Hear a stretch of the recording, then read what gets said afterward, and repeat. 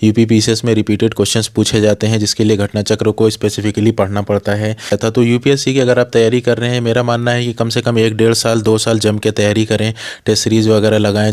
UPSC का sir मैंने 5 attempt दिया हुआ है, मेरा पीटी एक बार भी नहीं हुआ है। के लिए लोग हमको मैसेज करते हैं, तुमको ऐसा लगता है अचानक से सब कुछ बदल गया मेरे लिए। दिल्ली में एक बुक पब्लिकेशन सेंटर है दरियागंज में, नई सड़क पे। वहाँ पे मैंने करीब 1 महीना काम करा। मुझे लग गया था कि शायद अब मेरा प्रीलिम्स में नहीं होगा। हेलो दोस्तों, नमस्कार, स्वागत है एक बार फिर से एक नए वीडियो में। तो दोस्तों अभी जो हाल ही में यूपी पीसीएस का रिजल्ट आया है, आज हम अब्दुल साबिर सर के साथ आए हैं। आज इनकी जर्नी के बारे में जानेंगे, जिनका यूपी पीसीएस में 13th रैंक के साथ एक्साइज इंस्पेक्टर के पोस्ट पर चयन हुआ। चलिए आज जानेंगे कि इनकी जर्नी कैसी रही और क्या क्या चैलेंजेस फेस करने के इनको मिला, इनकी स्ट्रेटजी क्या चीज़ें इन्होंने फॉलो किया, प्रीलिम्स और मेंस और इंटरव्यू के सभी के साथ एक साथ जानकारी आप लोग के साथ शेयर करेंगे। और इसके साथ साथ जानेंगे कि एक्साइज इंस्पेक्टर की ड्यूटी क्या है, क्या क्या इनको करना पड़ेगा। तो एक हमारे साथ बने रहिए। यदि चैनल पर पहली बार हो तो सब्सक्राइब कर लीजिए, बेल आइकन को भी प्रेस कर लीजिए। तो चलिए आप सर से बात करते हैं। हेलो सर, सबसे पहले हमारे और हमारे व्यूअर्स की तरफ से आपको बहुत बहुत स्वागत है आपका। Thank you sir, thank you very much. तो सबसे पहले आप बताइए कि कैसा लग रहा है इस सिलेक्शन पाने के बाद, आप कैसा महसूस कर रहे हैं? सिलेक्शन तो सर पहले तो हमको एक्सपेक्टेशन थी नहीं कि ऐसा कुछ हो जाएगा हमारे साथ, और रिज़ल्ट तो जब आया तो बहुत मतलब एक जिस तरीके से लोगों का मतलब प्यार मिला है, जिस तरीके से घर में मेरे गांव में लोग आते हैं मिलने के लिए, लोग हमको मैसेज करते हैं, तुमको ऐसा लगता है अचानक से सब कुछ बदल गया मेरे लिए। तो आप सबसे पहले सर बात करते हैं कि आपका एजुकेशन बैकग्राउंड क्या है, इसके बारे में थोड़ा बताइए। मैंने एक्चुअली हाई स्कूल और इंटर एग्रीकल्चर से करा हुआ है। मेरा प्लान पहले बीएससी एग्रीकल्चर करने का था, और फिर इंटर के बाद कुछ सिचुएशंस ऐसी बनी कि मुझे बीटेक डेयरी टेक्नोलॉजी करना पड़ा। बीटेक में मतलब मेरे फादर का मतलब सजेशन ये भी था कि बीटेक कर लो, ज़्यादा अच्छा रहेगा। उस टाइम बीटेक जो है काफ़ी ज़्यादा बढ़ रहा था हमारे एरिया में, गाँव वगैरह में बीटेक बहुत कम करने वाले लोग हुआ करते थे।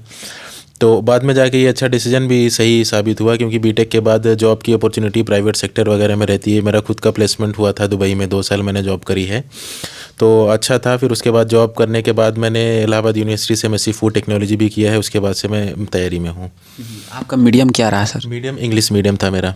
और ऑप्शनल पॉलिटिकल साइंस। जैसे कि सर आपने बताया कि जो है कि बीटेक करने के बाद, साइंस बैकग्राउंड होने के बाद, और आपने 2 साल दुबई में जॉब भी किया, तो आपको ये मोटिवेशन कहाँ से मिला कि 2 साल जॉब करने के बाद फिर सिविल सर्विस की प्रिपरेशन में उतर आए?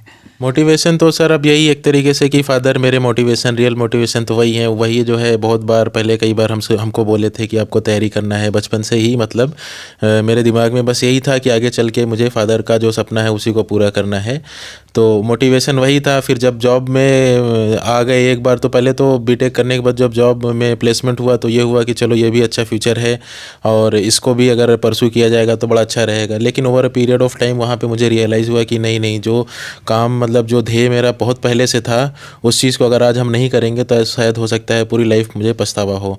तो 2-3 साल 4 साल ट्राई करते हैं, हो जाता है तो ठीक है, नहीं तो ये वाला करियर, ये प्राइवेट जॉब वाला करियर तो है ही है। लेकिन टाइम यहाँ पे ज़्यादा लग गया, और फाइनली जो है आप लोगों के आशीर्वाद से, कृपा दृष्टि, माता पिता का जो है दुआएं थी, और आज फाइनली सिलेक्शन हो गया है मेरा। इसके पहले अगर सर आपसे जानना चाहेंगे कि ये कौन सा अटेम्प्ट था, कितने समय से तैयारी कर रहे हैं और कब से स्टार्ट किया था तैयारी इस फील्ड में? ये मेरा 6th अटेम्प्ट था, और 2022 का भी हमने मेंस लिखा है। तो कहने का मतलब ये है कि जब मैंने वहाँ से जॉब छोड़ी तो तैयारी मैंने 2015 से शुरू कर दिया था, और उसके बाद स्टार्टिंग में मेरा प्रीलिम्स नहीं हो रहा था, और फिर प्रीलिम्स में होने लगा तो मेंस में नहीं हो रहा था।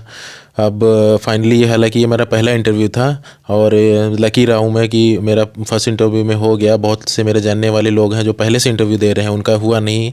लकीली मेरा मतलब आई विल प्रे कि उनका भी हो जाए फ्यूचर में। और इस क्या सर यूपीएससी का भी आप एग्ज़ाम देते थे? अगर दिए थे तो कितने अटेम्प्ट्स दिए हैं और मेंस लिखे हुए, इसके बारे में बताइए। यूपीएससी का सर मैंने 5 अटेम्प्ट दिया हुआ है, मेरा पीटी एक बार भी नहीं हुआ है। और जब मेरा पीटी नहीं होता था तो मुझे बड़ा अफसोस होता था कि मेरा जो है सिलेक्शन क्यों नहीं होता है, जबकि कंपैरेटिवली जो मेरा हार्ड वर्क रहता था वो बहुत रहता था। तो मैं यहाँ पे एस्पिरेंट्स को एक चीज़ ये ज़रूर कहना चाहूँगा कि जब आप इनपुट देते हैं, कई बार रिजल्ट नहीं आता है, तो आपको हताश नहीं होना चाहिए।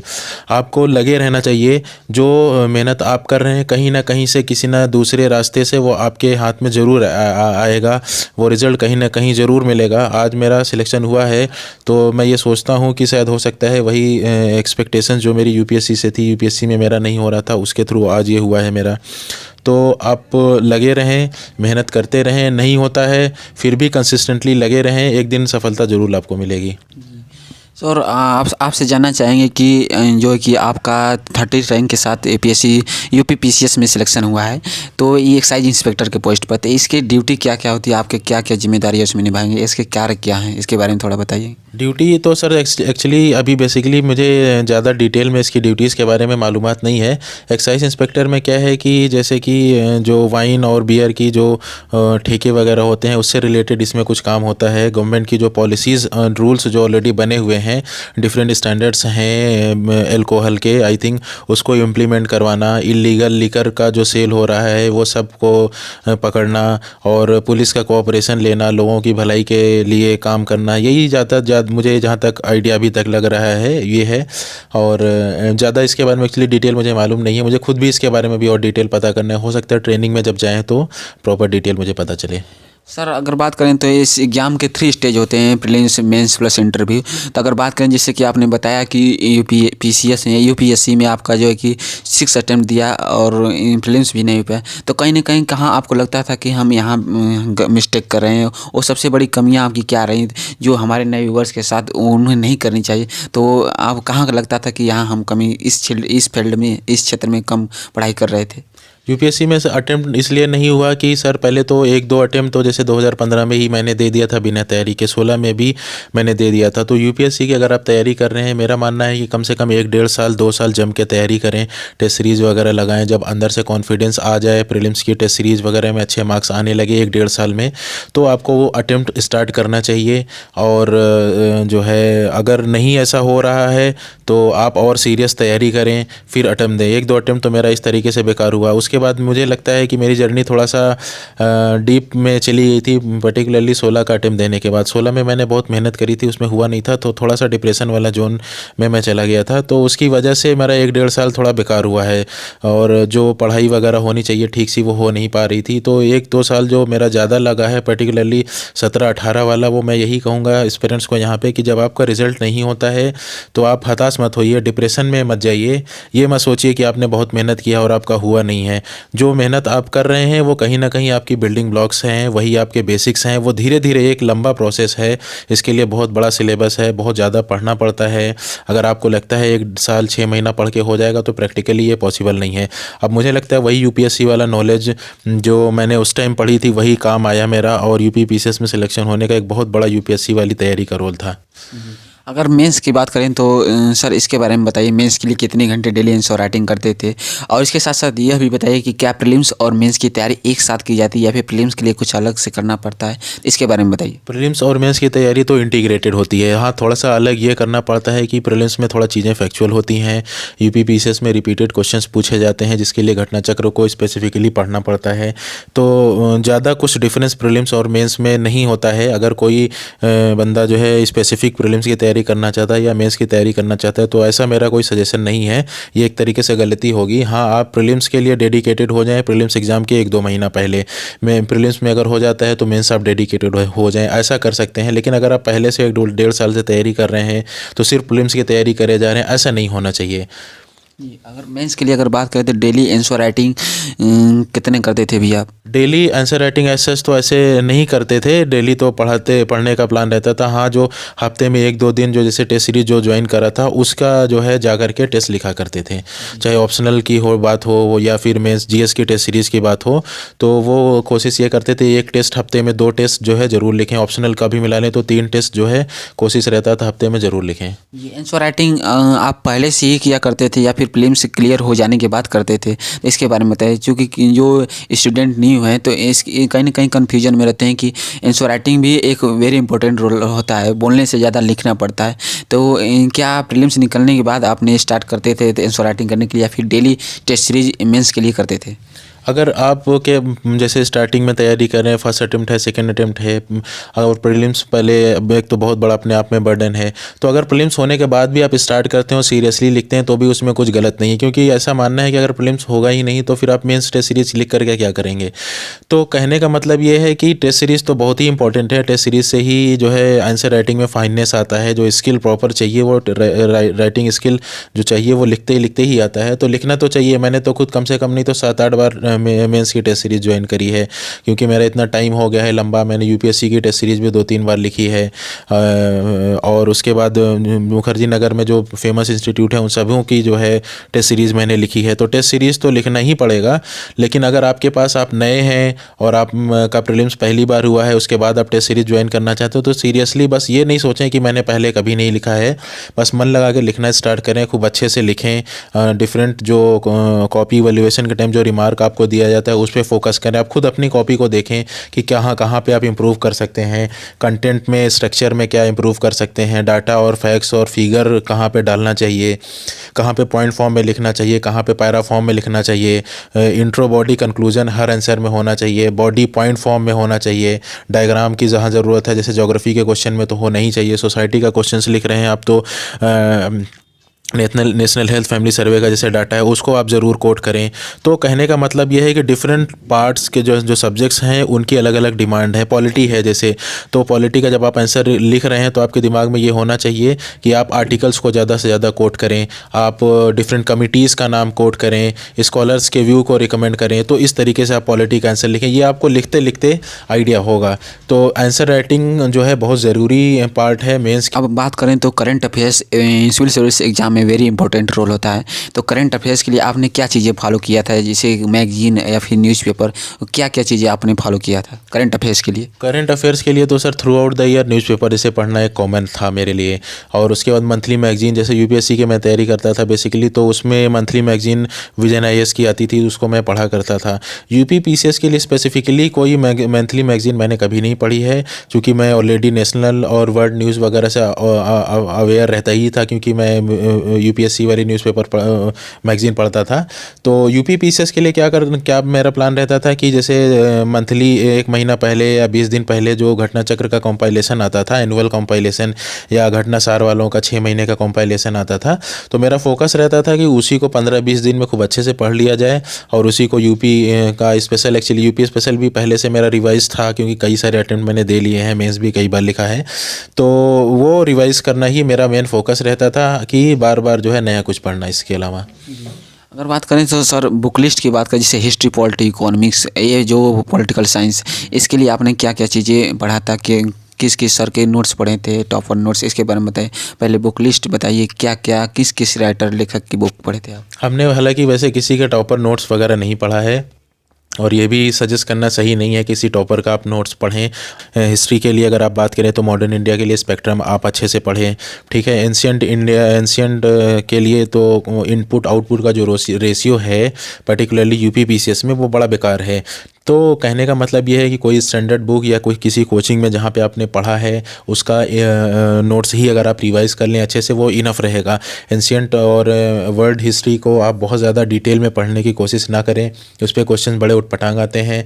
और फोकस ये रखें कि जो बेसिक क्वेश्चंस हैं स्पेक्ट्रम के, जैसे कि क्विट इंडिया मूवमेंट हो गया, नॉन कोऑपरेशन मूवमेंट हो गया, वुमेंस क्या क्या रोल था, और ट्राइबल मूवमेंट, ये सब जो इंपॉर्टेंट टॉपिक्स हैं उसको अच्छे से आप कवर करें। ये क्वेश्चंस अगर आते हैं हिस्ट्री में तो ये आपके गलत नहीं होने चाहिए। फिर अगर ज्योग्राफी की बात करें तो ज्योग्राफी में मेरा फोकस यही था कि एनसीईआरटी को, 12th की जो एनसीईआरटी है फंडामेंटल्स ऑफ ज्योग्राफी और इन्वायरमेंटल ज्योग्राफी जो एक बुक है उसको अच्छे से कवर करा जाए। मेरा जो कोचिंग का नोट्स था मैंने उसको अच्छे से पढ़ा, और इन्वायरमेंट के लिए जैसे कि न्यूज़पेपर्स में जो चीज़ें आती थी और डिफरेंट ट्रीटीज़ वगैरह जो इन्वायरमेंट की इंपॉर्टेंट कन्वेंशंस वगैरह हैं उस पर अच्छा खासा पकड़ बना लिया था। तो ज्योग्राफी और इन्वायरमेंट इस तरीके से हो गया था। सोसाइटी के लिए मेरा फोकस ये था कि मेंस 365 जो आता है यूपीएससी का उसमें जो एजुकेशन, हेल्थ, हंगर जैसे टॉपिक्स पे जो डिफरेंट डाटा दिए गए थे, एग्जांपल्स दिए गए थे, उसको रट लेना, ताकि उस पे जो क्वेश्चन आए सोसाइटी पे, तो अब तक कम से कम 7-8-9 क्वेश्चंस आते हैं। तो एक बहुत बड़ा चैलेंज होता है कि कैसे आप सोसाइटी वाले क्वेश्चंस को हैंडल करते हैं। अगर बात करें सर तो जैसे शॉर्ट नोट्स भी आपने बनाया था, या फिर बहुत सारे लोग क्या होते हैं कि शॉर्ट नोट्स नहीं बनाते हैं, तो क्या मीन्स में आंसर राइटिंग करते समय वेरी इंपॉर्टेंट होता है या ज़रूरी होता है कि शॉर्ट नोट्स बनाना चाहिए? शॉर्ट नोट्स हर व्यक्ति का अपना अपना व्यक्तिगत रुझान होता है कि वो शॉर्ट नोट्स बनाता है नहीं बनाता है। पेपर थ्री इतना डायनामिक है कि मुझे over a period of time ये रियलाइज़ हो गया कि हर टॉपिक का एक स्पेसिफिक यूपी पीसीएस के लिए पर्टिकुलरली, क्योंकि यूपी पीसीएस का आप 3-4 साल का पिछले साल का पेपर देखें तो उसमें एक चीज़ क्लियरली समझ में आती है कि यूपी पीसीएस में क्या करता है, मेंस के जो सिलेबस है उससे डायरेक्टली क्वेश्चन पुट अप करता है। मतलब सीधा सीधा वो जो सिलेबस में लिखा है उसी को क्वेश्चन के फॉर्म में फ्रेम कर देता है। तो मेरा एक एटलीस्ट ये वो था कि अगर यूपी पीसीएस इस तरीके के क्वेश्चन पूछें तो वो क्वेश्चन मेरे गलत ना हो, उसको मैं आसानी से हैंडल कर सकूं। जैसे कई सारे क्वेश्चन इस तरीके से आया, तो उसके लिए मैंने प्रॉपर एक पेज में एक्सप्लेनेशन बनाया हुआ था। तो नोट्स मेकिंग मेरा ज़्यादा सब्जेक्ट्स के लिए नहीं था, सिर्फ पेपर 3 के लिए था। और सब्जेक्ट्स के लिए जैसे कि कोई बुलेट फॉर्म में कुछ फैक्ट्स, डाटा, इस तरीके से एक रजिस्टर मेरा बना हुआ था, जैसे कि डिफरेंट इंपॉर्टेंट केस जो लॉज हैं सुप्रीम कोर्ट के, पॉलिटी के लिए उसका एक वो मैंने बनाया हुआ था। कुछ इंपॉर्टेंट डेफिनेशंस की एक लिस्ट बनाई हुई थी, जैसे सेपरेशन ऑफ पावर की डेफिनेशन क्या होती है, या फिर गवर्नेंस की प्रॉपर डेफिनेशन मुझे कौन सी वाली लिखनी है, और डेवलपमेंट या सिटीजन चार्टर की डेफिनेशन मुझे कौन सी वाली लिखनी है, किसी स्पेसिफिक स्टैंडर्ड्स जैसे वर्ल्ड बैंक का या किसी इस तरीके का। तो ये मेरा एक बना हुआ था, लेकिन ज़्यादा नोट मेकिंग पे मेरा फोकस नहीं था। फोकस यही था कि लक्ष्मीकांत में जो पढ़ रहे हैं उसी को बार बार रिवाइज करना, यही जिस तरीके से फोकस हुआ करता था।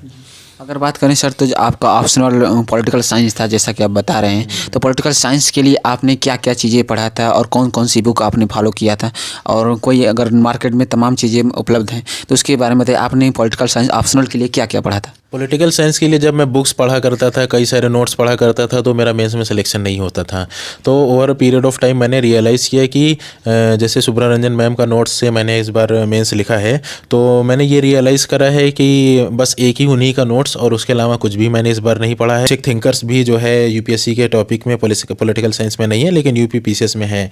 तो उसको पढ़ने के लिए मैंने क्या करा था कि प्रीवियस ईयर के क्वेश्चन देख लिया कि उन टॉपिक्स पे यूपी पीसीएस कैसे क्वेश्चन पूछता है, और एक अनसॉल्व क्वेश्चन पेपर भी ले लिया था, और उसी बेसिस पे इंटरनेट का हेल्प लेते हुए प्रॉपर नोट्स बना लिया था जो टॉपिक्स यूपीएससी में नहीं था, और फिर उसी तरीके से मैंने हैंडल करा था उसको। सर अब बात करना चाहेंगे कि जो न्यू कैंडिडेट हैं वो सिविल सर्विस की प्रिपरेशन करना चाहते हैं, इस फील्ड में उतरना चाहते हैं, तो उन्हें बेसिक कहाँ से स्टार्ट करनी चाहिए? एक न्यू कैंडिडेट के लिए आपने बेसिक स्टार्टिंग कहाँ से किया था? न्यू कैंडिडेट को तो सबसे पहले ये सजेस्ट करना चाहूँगा कि जब आप तैयारी करने आए हैं तो पहले सिलेबस को अच्छे से देखें। अब तो आईटी रिवॉल्यूशन का ज़माना है, इंटरनेट पे कई सारे टॉपर्स की वीडियो हैं, आप समझें पहले कि क्या करना चाहिए स्टार्टिंग। बस आग बंद करके भेड़ बकरियों की तरह पढ़ना नहीं शुरू करें, एक टारगेट बनाए हैं, पेशेंस रखें, धैर्य रखें। 1 साल 2 साल लग सकता है, मेरा 8 साल से ज़्यादा लग गया है इस जर्नी में। तो जब आप तैयारी करें तो ये ना सोचें बिल्कुल से कि एक पहला अटेम्प्ट देंगे और निकाल लेंगे। ये एक बहुत बड़ी जर्नी भी हो सकती है। लोगों ने फर्स्ट अटेम्प्ट में भी निकाला है, और लोगों के 10 अटेम्प्ट के बाद भी ये एग्ज़ाम नहीं निकलता है, या 5-5 6-6 इंटरव्यू देने के बाद भी एग्ज़ाम ये नहीं निकलता है। तो आप तैयारी करते रहें, थोड़ा थोड़ा बढ़ने की ज़रूरत है। 5 घंटा 6 घंटा 8 घंटा जो भी आप पढ़ते हैं रोज़ पढ़ें, और एक सही डायरेक्शन में एक निश्चित दिशा अपनी तय करे रहें। ऐसा नहीं हो कि आज किसी टॉपर का वीडियो देखा अपनी स्ट्रेटजी बदल लिया, या कल किसी टॉपर को देखा, या कुछ अपने दिमाग में नया सा सपना आया, 3-4 महीने बाद पूरी स्ट्रेटजी बदल ली। नहीं, पहले आप ठीक से सोच लें कैसे आपको आगे बढ़ना है। तो यूपी पीसीएस में तो मैंने तो लगा था कि मैं दुबई का जॉब छोड़ के आया हूँ और इतना तैयारी वैयारी किया हूँ, अब तो लगता है मेरा सिलेक्शन नहीं होगा। मैं डिफरेंट जॉब्स वगैरह पे ढूंढने की कोशिश कर रही थी, इवन कॉल सेंटर की जॉब पे भी मैंने ट्राई करा। दिल्ली में एक बुक पब्लिकेशन सेंटर है दरियागंज में, नई सड़क पे, वहाँ पे मैंने करीब 1 महीना काम करा। मुझे लग गया था कि शायद अब मेरा प्रीलिम्स में नहीं होगा, तो कोचिंगों में मैंने काफ़ी जो है 50 से ज़्यादा CV रिज्यूम बांटे थे कि शायद कोई कोचिंग में काम वाम मिल जाए, लेकिन उस टाइम प्रीलिम्स में एक बार भी नहीं हुआ था, तो कुछ काम नहीं मिला था। तो कहने का मतलब ये है कि जब होता है वो तो सबके दिमाग में आता है, ये ह्यूमन नेचर है, आप उसको तो रोक सकते नहीं है।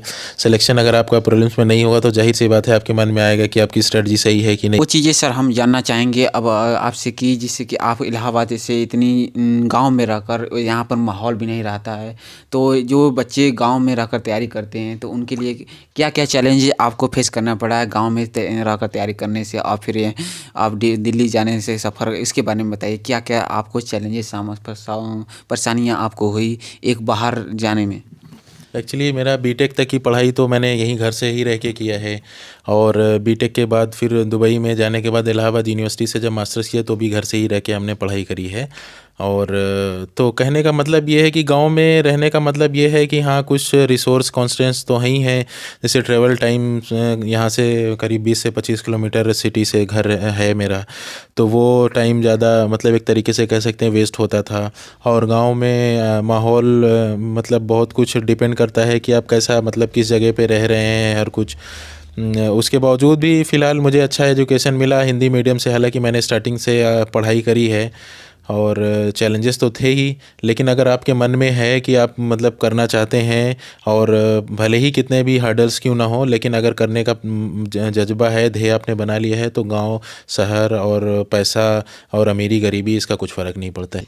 बस एक ही चीज़ कहना चाहूँगा कि आप के जब तैयारी आप करेंगे तो बहुत सारे चैलेंजेस आएंगे, फाइनेंशियल चैलेंजेस आएंगे, आपका हो सकता है हेल्थ रिलेटेड बहुत सारे चैलेंजेस हो, आप जिस जगह रह रहे हैं वहाँ प्रॉब्लम हो, स्टूडेंट्स आपको हो सकता है किसी वजह से टेंशन में रखें, लेकिन अगर सब कुछ भूल करके आप फोकस्ड यही सारी जो प्रॉब्लम्स हैं, ये जो चैलेंजेस हैं, इन सबको आप चैनलाइज करिए अपना मोटिवेशन बढ़ाने में कि हाँ मेरा ये प्रॉब्लम है तो हम मुझे और पढ़ना चाहिए। अगर मेरे फादर की इनकम कम है तो ठीक है, कम जिनके पास इनकम है वो पढ़ रहा है, तो मैं कोशिश करता हूँ कि मैं 2-3 घंटा 4 घंटा जो भी पढ़ूँ इतना फोकस्ड होकर पढ़ूँ कि वो कहीं काम आए। ठीक, थैंक यू सर, हमारे साथ जुड़ने के लिए बहुत बहुत धन्यवाद आपका। Thank you so much. Thank you. तो सर देखिए, तो फ्रेंड्स सर ने अपना इंटरव्यू देकर आपकी जर्नी, अपनी जर्नी के बारे में, अब यहाँ अपनी पोस्ट सिलेक्शन के बारे में, अपनी स्ट्रेटजी के बारे में सब कुछ एक एक करके शेयर किया। तो दोस्तों मैं बताना चाहूँगा कि हुनर तो सबके में होता है, लेकिन किसी का छिप जाता है और किसी का दुनिया के सामने छप जाता है। तो इसके साथ साथ मैं यह भी कहना चाहूँगा जो रात दिन अपनी जान को झोंक कर त्याग कर, हर कुछ त्याग कर, दोस्तों तैयारी हम और आप मिलकर करते हैं, लेकिन इसमें कुछ चुनिंदा लोगों का ही सपना पूरा होता है। तो उन्हीं चुनिंदे लोगों में एक सर भी हमारे थे जो आप लोग के सामने स्ट्रेटजी और जर्नी को लेकर हर एक एक करके छोटी छोटी चीज़ें, छोटी छोटी जानकारियाँ दिया जो हम आपको सावधानियाँ रखनी चाहिए। तो चलिए मिलते हैं किसी नए वीडियो के साथ। यदि वीडियो में कोई भी क्वेरी हो तो कमेंट सेक्शन में हमें ज़रूर बताइएगा। चलिए मिलते हैं किसी नए वीडियो में। Thank you. जय हिंद, जय भारत।